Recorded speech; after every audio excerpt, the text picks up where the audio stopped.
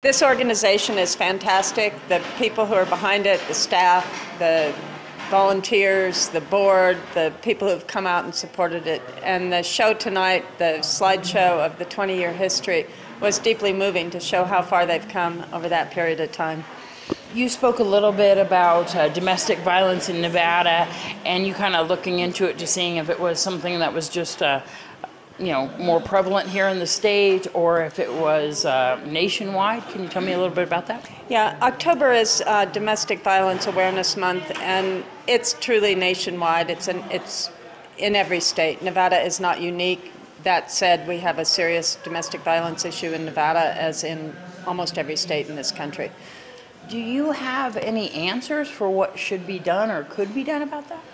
I think that actually I was surprised looking at this issue on the fact that statistically, apparently, the efforts that have been made and over the past 10, 15 years are actually starting to show results, and the statistical count is slightly down. I think that's attributable to better laws, better reporting, more openness, more community support, more police protection, more judicial involvement.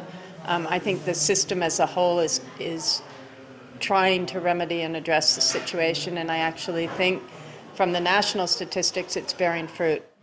Can you tell me, we were speaking a little bit about more openness and the way that police handle the situations now, taking the victims a little bit more seriously. When you look at just 20 years ago and the difference to nowadays, and being more open about it and victims being able to speak up without shame.